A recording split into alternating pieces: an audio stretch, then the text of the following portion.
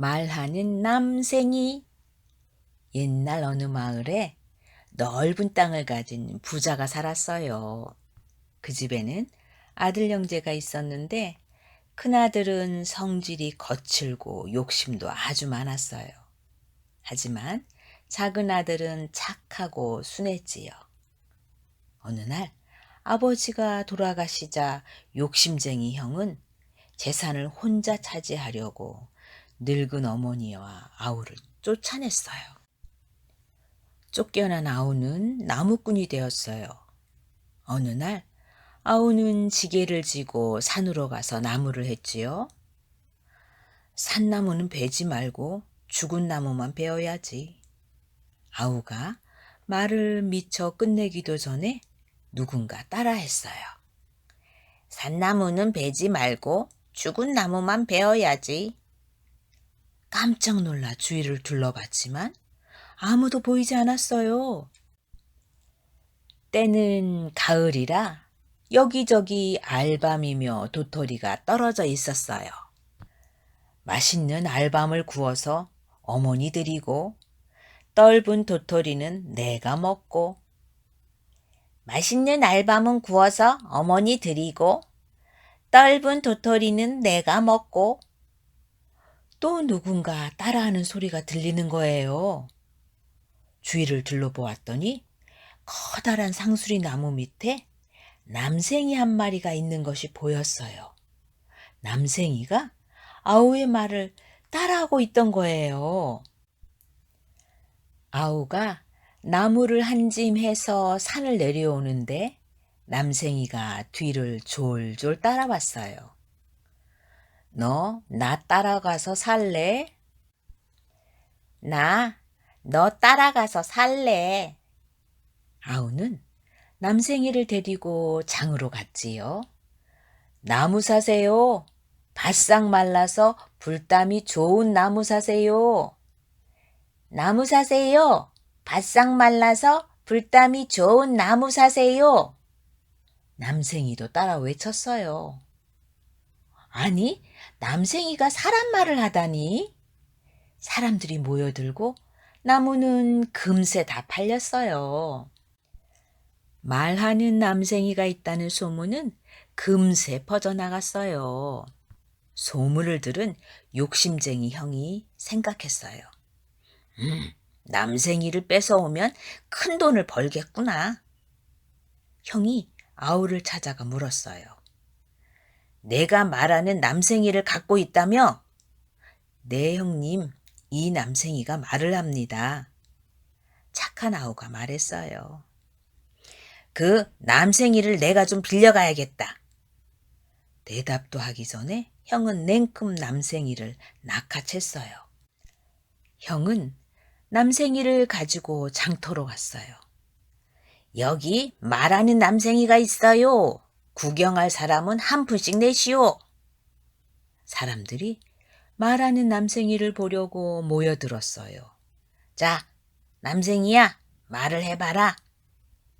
그런데 남생이는 입을 꾹 다물고 한마디도 안 했어요. 아, 어서 말을 해. 그래야 돈을 벌지.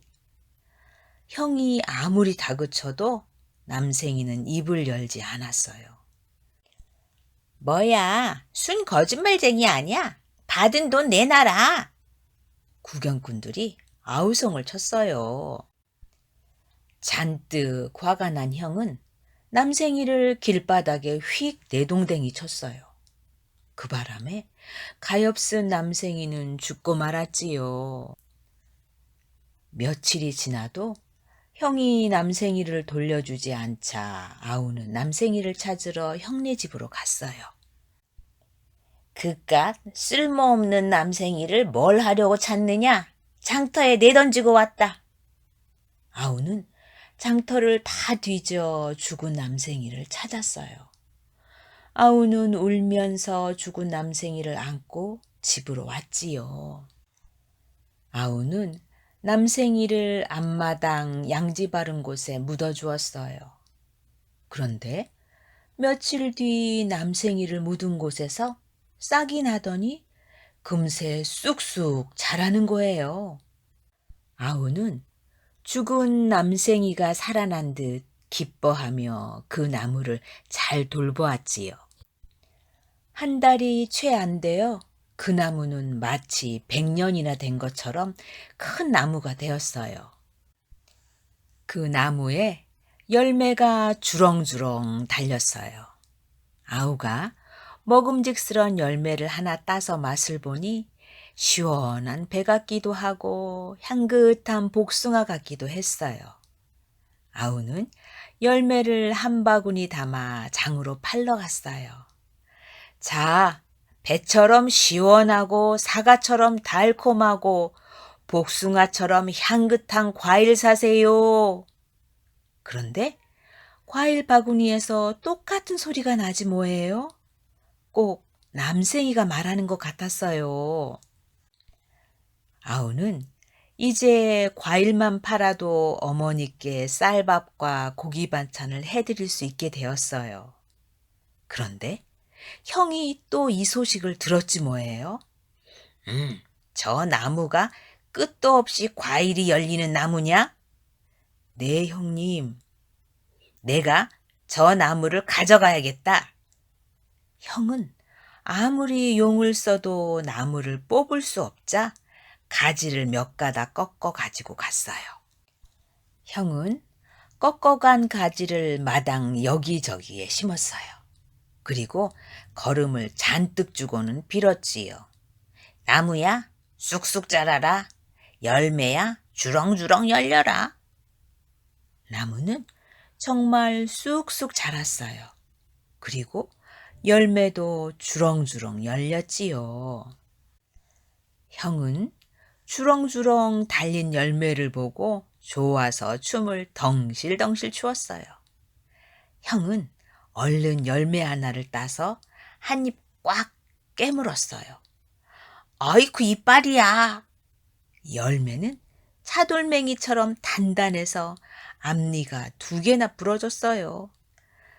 아직 덜 익어서 그런가? 며칠이 지나자 열매가 누렇게 익었어요. 형네 식구들이 열매를 따려고 나무 아래 서 있는데 열매는 잘 익은 홍시처럼 형네 식구들의 머리며 얼굴이며 몸뚱이로 뚝뚝 떨어졌어요. 그런데 열매에서 나는 구린내가 10년 묵은 똥 냄새보다 더 지독했어요. 열매는 가만히 달려있다가 형네 식구들이 문 밖으로 나오기만 하면 사정없이 떨어져 터지곤 했지요. 형네 집은 온통 구린내로 뒤덮이고 식구들은 집 밖으로 나올 생각도 못했어요.